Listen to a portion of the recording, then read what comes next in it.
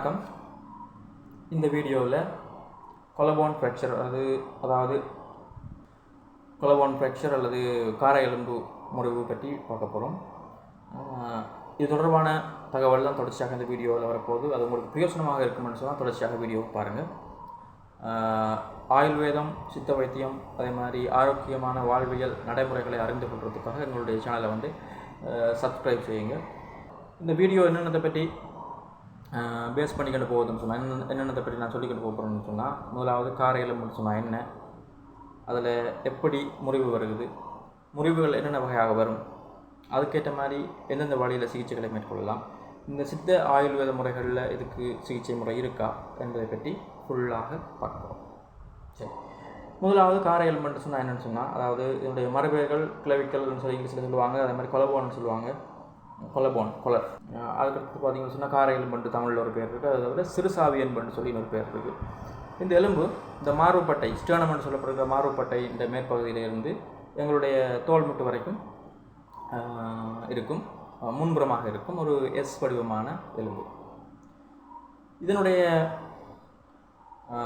பயன்பாடுன்னு சொல்லி பார்த்தீங்கன்னு சொன்னால், இந்த தோல் முட்டினுடைய பரந்துபட்ட அசைவுக்கு சப்போர்ட் பண்ணுறது. இந்த எலும்பு இல்லைன்னு சொன்னால் தோல் முட்டு பெரிய ஒரு ப்ரோடான, அதாவது பரந்துபட்ட வீச்சில் அசைக்க முடியாமல் ஒரு பிரச்சனை வரும், அசையாது. அதுக்கடுத்தது பார்த்திங்கன்னு சொன்னால், நம்ம பாரம் தூக்கும் போதோ அல்லது ஒன்றை ஒரு ஃபோர்ஸாக ஒரு பொருளை தள்ளும் போதோ வருகின்ற அந்த விசையை, அந்த ஃபோர்ஸை உள்வாங்கி ஒரு கைக்கு ஒரு ஸ்ட்ரென்த் கொடுக்குற ஒரு சப்போர்ட்டிங் போனாக இருக்க போகுது. சரி, இந்த எலும்பு முறிவடைவதற்கான காரணங்கள் என்னென்னு சொல்லி பார்ப்போம். டிரெக்ட் ஓர் இன்டிரெக்ட் ட்ரோமா. எப்படின்னு சொன்னால், டிரெக்டாக இந்த இடத்துல அடிபட்டு இந்த எலும்பு முறியலாம், அல்லது விழுந்து கையை ஊண்டும் போது நான் சொன்ன மாதிரி அந்த மிகையான ஒரு விசை, மிகையான ஒரு ஃபோர்ஸ் கை மூலமாக கடத்தப்பட்டு தோல்முட்டு பகுதிக்கு அது மார்பு பகுதியை நோக்கி கடத்தப்படும் போது அந்த விசையை தாங்க முடியாது, அந்த டென்ஷனை தாங்க முடியாது, இந்த எலும்பு முறிவடையலாம். சரியா? அப்போ இந்த எலும்பின் அமைப்பில் 3 விதமாக அந்த எலும்பை பிரிச்சிருக்காங்க, 3 பாகங்களாக பிரிச்சிருக்காங்க. அதாவது இது மீடியல் பார்ட்னு சொல்லுவாங்க, நடுப்புறமாக இருக்கிறது. இது லெட்டரல் பார்ட்னு சொல்லுவாங்க, வெளிப்புறமாக இருக்கிறது. அடுத்தது நடுவில் இருக்கிறது மிடில் பார்ட்னு 3ஆக இந்த எலும்பை பிரிச்சிருக்காங்க. கொமனாக பார்த்தீங்கன்னு சொன்னால், இந்த எலும்பு இந்த மிடில் பகுதியில் உடையும். என்னென்னு சொன்னால், இந்த மீடியல் பகுதி கிட்டடியாக, இந்த மார்புப்பட்டையை கிட்டடியாக இருக்கிற பகுதி பார்த்திங்கன்னு சொன்னால் கொஞ்சம் திக்காக இருக்கும். இந்த இடங்களில் தான் இந்த மீடியல் டு லெட்ரல் இந்த பகுதியில் தான் பார்த்திங்கன்னு சொன்னால் மெல்லிய ஒரு பகுதியாக வரப்போது, ஆகவே ஒரு விசை கூட வரும்போது அந்த இடங்களில் முறிவதற்கான சாத்தியக்கூறு இருக்குது. அதை தவிர சில டிரெக்ட் ஃபோர்ஸுகளில் இந்த எலும்பு கண்ட மாதிரி நுறுங்கக்கூடிய சந்தர்ப்பங்களும் இருக்குது. காமனாக இது மிடில் பார்ட், அதாவது லெட்டரலும் மீடியலும் சந்திக்கிற இடத்துல காமனாக முறிவடையும். சரி, இப்போ இந்த எலும்பு முறிவடையுதுன்னு சொன்னால் என்னென்ன வகையில் முறிவு ஏற்படலாம்னு சொல்லி பார்த்தீங்கன்னா, ஒன்று சிவியரான பெரிய அளவான ஒரு ஆக்சிடெண்ட்டில் நாங்கள் சந்திக்கும் போது செய்ய முடியும்னா, அந்த எலும்பு முறிஞ்சு ஓப்பன் ஃப்ராக்சர்னு சொல்லப்படுகின்ற மாதிரி தோலை கிழித்து கொண்டு வெளியே வந்துடலாம். எலும்பின் பகுதி புண்ணாகி வெளியே வந்துடும். இது ஓப்பன் ஃப்ராக்சர்னு சொல்லுவாங்க. இந்த ஓப்பன் ஃப்ராக்சர் வந்ததுன்னு சொன்னால் கட்டாயமாக என்ன செய்யணும்னு சொன்னால், நாங்கள் இதுக்கு சர்ஜரி தான் சிறந்த தீர்வாக இருக்கும். சரியா? அதுக்கடுத்தது இது கண்டபாட்டுக்கு முறிவடையும் போது அதன் பின்புறமாக செல்லுகின்ற கைகளுக்கு வருகின்ற கை நரம்புகள், அதாவது இயக்க நரம்பு, உணர்ச்சி நரம்பு, motor nerve and sensory nerve, அதே மாதிரி இரத்த நாளங்கள், இரத்த நாடிகள், ஆர்ட்ரிஸ் அண்ட் வெயின்ஸ், இதுகளில் பாதிப்பை ஏற்படுத்தி விடலாம். அப்படியான பாதிப்புகள் வரும்போது பார்த்திங்கன்னு சொன்னால் அதையும் சத்திர சிகிச்சை மூலமாகத்தான் சரி செய்ய வேண்டும், இதெல்லாம் உடனடியாக சரி செய்ய வேண்டும். இப்போ இப்படியாவது நர்வ்ஸை பாதிக்குது, அதாவது நரம்பை பாதிக்குதுன்னு சொன்னால் அந்த கைகளில் வித்தியாசம் தெரியும். கைகளோட இயக்கம் இயங்க முடியாமல் இருக்கும், விரல்களை மடக்க முடியாமல் இருக்கும், புரைப்புத்தன்மை இருக்கும், ஏதாவது உணர்ச்சி சென்சரி லாஸ் இருக்கும், தொடுறது தெரியாமல் இருக்கலாம், நோவு தெரியாமல் இருக்கலாம். அப்படியான சிம்டம்ஸ் இருக்கும். அதை நாங்கள் ஒரு மருத்துவர் செக் பண்ணி அதை கண்டுபிடிப்போம். சரியா? அப்படியான பிரச்சனைக்கும் இது சர்ஜரி தீர்வாக இருக்கும். அதுக்கடுத்தது பார்த்தீங்கன்னு சொன்னால் டிஸ்பிளேஸ் ஆகிடும் ஃப்ராக்சர். இப்போ இந்த எலும்பு இப்படி நேராக இருக்குன்னு வைங்களேன், உடைஞ்சு நல்லாக விளத்திடும், மேலே கீழே போகலாம் அல்லது முன்னுக்கு பின்னுக்கு போகலாம். எக்ஸ்ரேயில் பார்க்கும்போது தெரியும் படிவாக. அப்போ நல்லாக டிஸ்பிளேஸ் பண்ணப்பட்டதுன்னு சொன்னாலும் இதை சர்ஜரி மூலமாக ரிடக்ட் பண்ணி கொண்டு வர்றது நல்லது. சரியா? இதெல்லாம் தாண்டி கம்பவுண்ட் ஃப்ராக்சர் ஒரு ஃப்ராக்சர் இருக்குது. அதாவது என்ன செய்யணும்னா நொறுங்கிடும், எலும்பு 2-3 துண்டாக உடஞ்சிடும். இதுவும் சர்ஜரி மூலமாக செய்யணும். இந்த சர்ஜரியில் என்ன செய்வாங்கன்னு சொன்னால் எலும்பை கிட்டடியாக வச்சு பிளேட் ஸ்க்ரூ போட்டு அதை ஃபிட் பண்ணி விடுவாங்க. இது வந்து இப்படியான ஃப்ராக்சர்கள் வரும்போது அதை நாங்கள் ரெக்கமெண்ட் பண்ணி செய்கிறது என்னை பொறுத்த வரைக்கும் நல்லது. இது வந்து என்னுடைய தனிப்பட்ட கருத்து. மாற்று கருத்துக்கள் ஏதாவது இருந்துச்சுன்னு சொன்னால் கமெண்ட்டில் எனக்கு தெரியப்படுத்துங்க. நானும் அதை ஏன்னு சொல்லி ஆராய்ந்து பார்ப்பேன். சரி, அடுத்தது இந்த ஓப்பன் ஃப்ராக்சர் இல்லாமல் கம்பவுண்டாக நொறுங்காமல் நல்லாக டிஸ்பிளேஸ் பண்ணாமல் சில எலும்புகள் வந்து முறிஞ்ச இடத்துலேயே அப்படியே இருக்கும். ஆனால் அநேகமாக முறிஞ்ச இடத்துலேயே அப்படியே இருக்காது. என்னென்னு சொன்னால் எலும்பு முறிவடைந்தோன்னு சொன்னால் இந்த இடம் சுருங்கைக்குள்ளே ஒன்றுக்கு மேலே ஒன்று இப்படி வேறுபட்டு வரும். ஒன்று பின்புறம் ஒன்று முன்புறமாக வரலாம், அல்லது மேலும் கீழுமாக வரலாம். இப்படி வந்து கிட்ட ஒரு அநேகமாக ஒரு சென்டிமீட்டர் 2 சென்டிமீட்டரை விட குறைவான ஒரு வித்தியாசத்தோட முன்னுக்கு பின்னுக்கு இந்த எலும்பு இப்படி இருக்கலாம். இப்படி இருக்கிற கண்டிஷனில் பார்த்தீங்கன்னு சொன்னால் அது வந்து நரம்புகளை இரத்த நாளங்களில் பாதிப்பு ஏற்படுத்தையில் ஃப்ராக்சர் ஆகி புண் ஏற்பட்டு ஓப்பன் ஃப்ராக்சர் ஆகாது இல்லை. அதே மாதிரி கூட அளவு விளத்தையில் 2-3 துண்டுகளாக முடியலை. ஆகவே எக்ஸ்ரே பார்க்கும்போது தெரியுது இது ஓகேன்னு சொன்னால் இதை வந்து நேச்சுரலாக ஹீல் பண்ண விடுறது நல்லது. நேச்சுரலாக ஹீல் பண்ண விடுறதுன்னு சொன்னால் இயற்கையாகவே அது வந்து எலும்பு ஒட்டுப்பட்டுரும். ஆனால் பக்குவம் தேவை. இது வந்து ஆங்கில மருத்துவத்தில் கூடி அதை தான் செய்வாங்க. என்ன சொன்னால் தேவையில்லாமல் ஒரு சர்ஜரி அதில் செய்ய மாட்டாங்க. சர்ஜரின்றது சர்ஜிக்கல் ப்ரொசீஜர் ஒரு ரிஸ்க்கான ப்ரொசீஜர். ஆகவே அதை தேவையில்லாமல் எடுக்க மாட்டாங்க. நான் முதல் சொன்ன இந்த சம்பவங்கள்லாம் நடக்க சொன்னால் கட்டாயம் அந்த சர்ஜரி மூலமாக ரிடக்ட் பண்ணி விடுறது நல்லது. ரைட், இப்போ இப்படியான ஒரு ஃப்ராக்சர் வருது, முன்ன பின்ன விடுபட்டுருக்குன்னு சொன்னால் அதை எக்ஸ்ரே பார்த்துட்டு என்ன செய்யணும்னு சொன்னால் அதுக்கு செய்ய வேண்டிய சில நடவடிக்கைகள் இருக்குது. முதல்ல அந்த ரிடக்ஷன், அதாவது அந்த எலும்பை அந்த இடத்துல நிப்பாட்டுறது முக்கியம். அந்த ரிடக்ஷன் எப்படி செய்யலாம்னு சொன்னால் அந்த முன்னுக்கு பின்னுக்கு வேறுபட்டுருக்குன்னு சொன்னால் முதலாவது இந்த கையை முறிவடைந்த இடத்துல ரெஸ்ட்டில் வச்சுருக்கிறது முக்கியம். கையை அசைக்கக்கூடாது, கையை மேலே இருக்கக்கூடாது, ரெஸ்ட்டில் வச்சுருக்கணும்.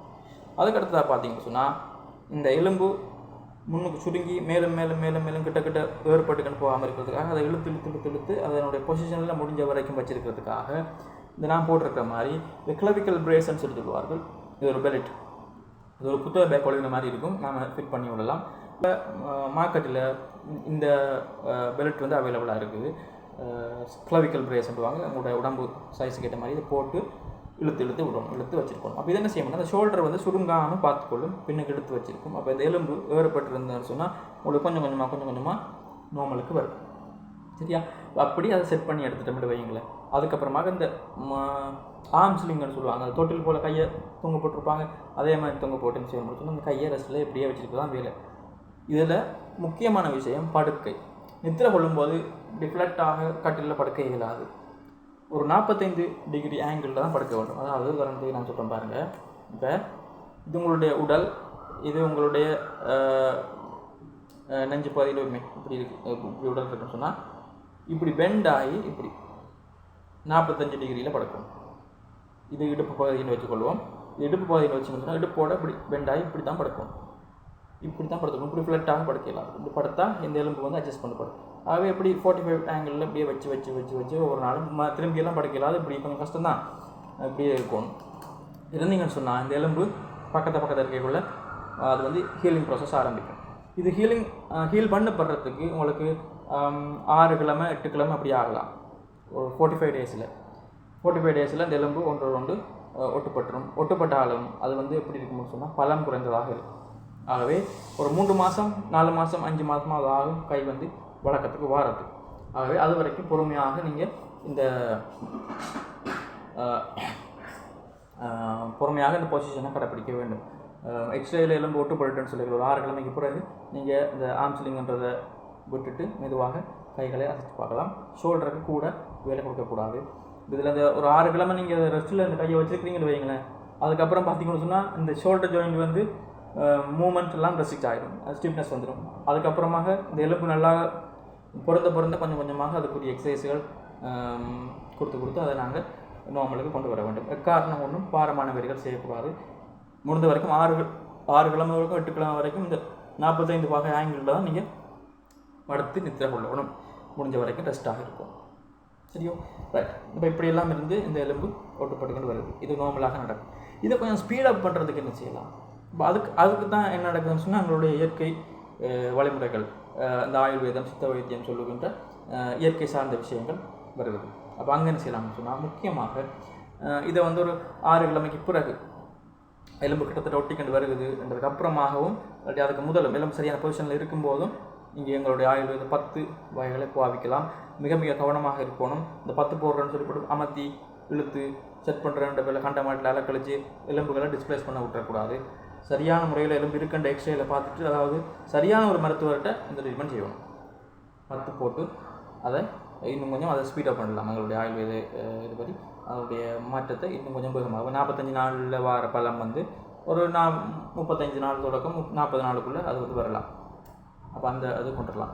உள்புறமாக பார்த்திங்கன்னு சொன்னால், இந்த எலும்புகளை ஹீல் பண்ணக்கூடிய சில மருத்துவங்கள் இருக்குது, மருத்துவ மருந்துகள் இருக்குது. அதுகளை நீங்கள் ஆயுர்வேத வைத்தியரை நாடி வாங்கி பாவிச்சு கொள்ளலாம்.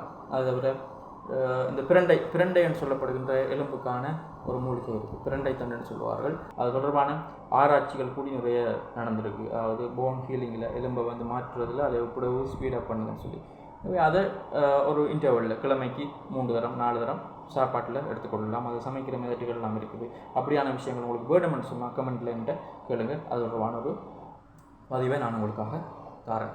இப்போ இப்படி செய்து இந்த 10 முறைகள் ஆயுர்வேத இயற்கையான சாப்பாட்டு முறைகள் மூலமாக இதை கொஞ்சம் ஸ்பீட் பண்ணி கொஞ்சம் வந்துட்டு இந்த பெல்ட்டுகளை கலட்டினதுக்கப்புறமாக இங்கே வந்து மெதுவான மசாஜ், அப்பியங்கம்னு சொல்வார்கள்,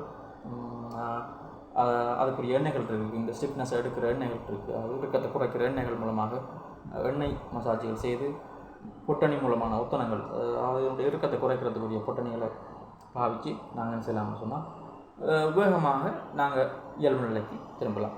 இதில் ஒரு எலும்பு முறிஞ்சிட்டுன்னு சொன்னால் இதில் ஒரு சின்ன விஷயம் என்னென்னு சொன்னால், இப்போ சரியான முறையில் கிட்டத்தட்ட செட் பண்ணப்பட்டுன்னு சொன்னால் வித்தியாசம் இருக்காது.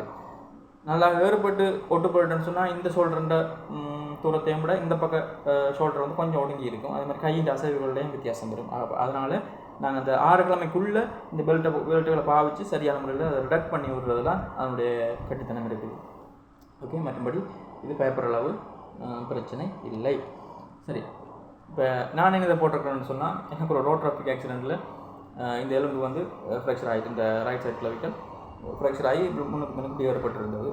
அப்போ நான் இந்த கிளவிக்கல் பிரேஸை வாங்கி போட்டு கொஞ்சம் கொஞ்சமாக இழுத்து நார்மலே கொண்டு வந்தேன். அப்படி கொண்டு வந்தாலும் ஓரளவுக்கு வெளிப்புறமாக ஒரு சின்ன ஒரு தழும்புண்டு எனக்கு இதில் சரியாக ஃபீல் பண்ணக்கூடிய மாதிரி இருக்குது. அது பார்க்குறதுக்கு பார்வைக்கு தெரியாட்டியும் ஒரு ஃபீலிங் அதில் இருக்குது. இதே இது நாம் அப்படி ரிடக்ட் பண்ணாமல் அவங்க சொன்ன மாதிரி அப்படியே விட்டுட்டு ஃபீல் பண்ண விடுவோம்னு சொன்னால் நல்ல ஒரு வித்தியாசமான ஒரு தழும்பு அதில் தெரிஞ்சு கொண்டே இருந்திருக்கும். சரியா? இப்போ இது ஒன்று பிரச்சனை. அதுக்கு அடுத்தது பார்த்தீங்கன்னு சொன்னால், என்னுடைய சொந்த அனுபவத்தில் இப்போ நார்மலான கை எலும்புலையோ கால் எலும்புலையோ முறிவு வந்தோன்னு சொன்னால் அதை அசையாமல் அப்படி ரிடக்ட் பண்ணி பிஓபி ஏதாவது போட்டு இல்லாட்டி ஏதாவது எங்களுடைய சிகிச்சை முறையில் மட்டையை வைத்து கட்டி அதை வந்து அப்படியே ஃபிக்ஸ் பண்ணி விட்டுடலாம். ஆனால் இந்த எலும்பை ஃபிக்ஸ் பண்ணி வைக்கிறதுக்குரிய சந்தர்ப்பம் இல்லை. இது வந்து மூவாகவே இருக்குது. அப்போ எப்படி தான் இந்த கையை நீங்கள் எப்படி வச்சுருந்தாலும் ஏதோ ஒரு கட்டத்தில் சின்ன ஒரு அசைவம் இருக்க தான் செய்யும். இப்போ நீங்கள் முதல் 2-3 கிழமையில் பார்த்தீங்கன்னு சொன்னால் சின்ன சின்ன கிரெபிட்டாஸ்ன்னு சொல்லப்படுகின்ற அந்த எலும்பு முட்டுப்படுகின்ற சத்தம் கேட்கும், எலும்பு அசைகிற சத்தம் கேட்கும். இந்த எலும்பு இந்த பெல்ட்டை கலட்டைக்குள்ளே அப்படி வெளியே தெரிகிறது, வளைகிறது மாதிரிலாம் அவங்களுக்கு தெரியும். ஆனாலும் அதே பொசிஷனை தொடர்ச்சியாக மெயின்டைன் பண்ணி கொஞ்சம் கொஞ்சமாக அது குறைஞ்சி அப்படியே அது வந்து ஸ்டிஃபாக, அதாவது இறுக்கமாக வந்துடும். இதில் என்ன நடக்குதுன்னு சொன்னால், அந்த போன் ஹீலிங்கில் எலும்பு அரம்ப கிட்ட வந்தோடனே இது முதலாவது இந்த கொலாஜன் ஃபைபர்ஸ், அதாவது என்ன சொல்கிறது, எலும்பு கல்சியம் அப்படியே டிபாசிட் ஆகாது. ஆரம்பத்தில் இந்த கொலாஜன் சொல்லக்கூடிய இந்த இலைகள் தான் முதலாவது படிஞ்சு இந்த எலும்பு அந்த இடத்துல அப்படியே கட்டமைக்கும். அதுக்கப்புறம் அது வந்து கார்ட்லேஜ் கசிலேயமாக மாறும். கசிலேயம்ன்றது வளையக்கூடிய அதனுடைய ஒரு அமைப்பு, ஒரு ரப்பர் போன்ற அமைப்பாக மாறும். பிறகு தான் அதில் கல்சிஃபிகேஷன் நடக்கும். ஆகவே இந்த ஓய்வில் இருக்கும்போது இதெல்லாம் நடந்து சிறப்பான முறையில் இந்த எலும்பு வந்து ஹீல் பண்ணக்கூடியதாக இருக்கும். இவ்வளோ தான் இந்த ஃப்ராக்சர் ஹீலிங், அதாவது கிளவிக்கல் போன்ற ஃப்ராக்சர். சரியா? ஆகவே இப்படி ஏதாவது சம்பவம் உங்களுக்கு நடந்திருக்கான்னு சொல்லி எனக்கு கமெண்ட்டில் தெரியப்படுத்துங்க. இன்னொரு சுவாரஸ்யமான மருத்துவ தகவலோடு சந்திக்கிறேன். நன்றி.